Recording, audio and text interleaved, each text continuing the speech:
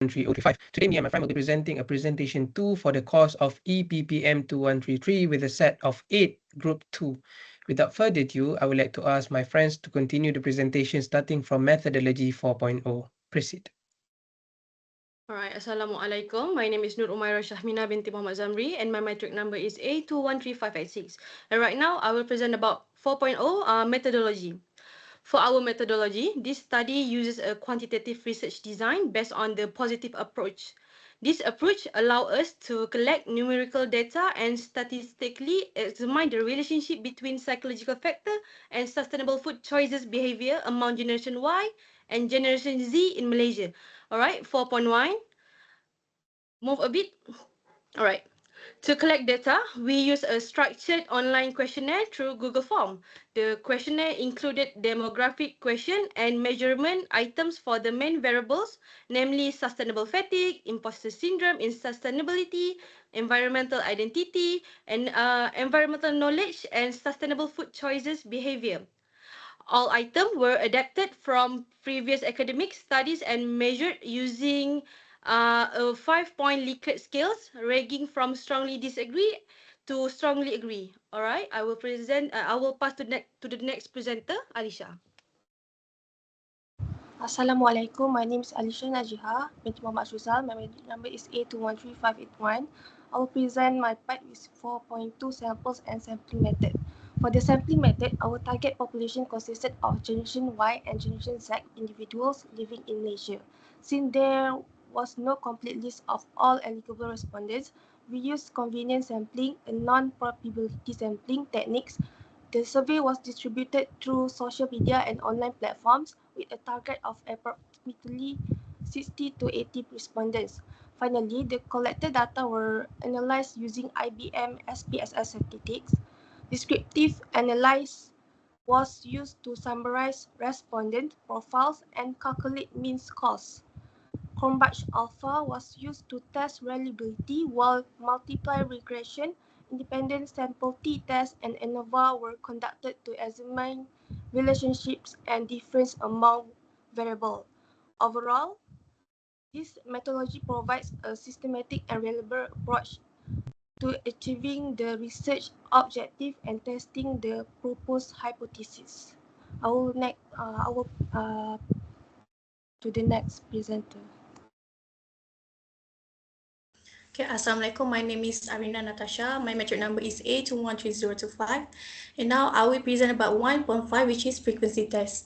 Based on the frequency test of 135 respondents, the majority were female, Malay, Malaysian, and students. Scroll down. Okay. Most respondents earn less than 1,000 ringgit per month and live in a household with 5 or more people. In terms of spending behavior, nearly half ate out more than 4 times a week, while most bought grocery 2 to 4 times weekly. The higher proportions of respondents spend between 200 and 400 on both eating out and grocery purchases, and this finding provide a clear overview of the respondent demographic and profile and spending patterns. Next, 5.2 Cronbach alpha analysis. Okay, so the first variable is environmental identity, or EI. The Cronbach alpha was 0.951, indicated as reliability. However, question 5 was removed because the Cronbach alpha, if item deleted, was higher than the overall alpha value. Next, the second is environmental knowledge depth, or EKD. The Cronbach alpha was 0.879. No items were removed because none of the items had a higher alpha if deleted value than the overall alpha. And next, for sustainable food choice, or SFC, the Cronbach alpha was 0.968. Questions 4 and 12 were removed, as deleting this item resulted in a higher reliability coefficients. And last, and the fourth is sustainable fatigue, or SF. The Cronbach alpha was 0.963. Questions 1 and 9 were removed to further improve the reliability of the construct. And finally is imposter syndrome, or RS. They recorded a Cronbach alpha of 0.972. No items were removed because all items contributed positively to the construct's reliability. Now I will pass to the next presenter, Azmi. Hi, my name is Mama Azmi Fitri. My matrix number is 8213558. So I'm going into the regression analysis. This is for the construct 1. The linear regression analysis reveals that the overall model is highly significant, explaining the 33.6% of the variance in EKD among the predictors. EI stand out strong, significant positive driver, which is below the 0.01. And while sustainability fatigue and also imposter syndromes do not show a significant impact. Next, we are looking down into the one sample t-test. For the one sample t-test was conducted, showing a highly significant difference against the test value and proving that the overall scores are distinct from baseline.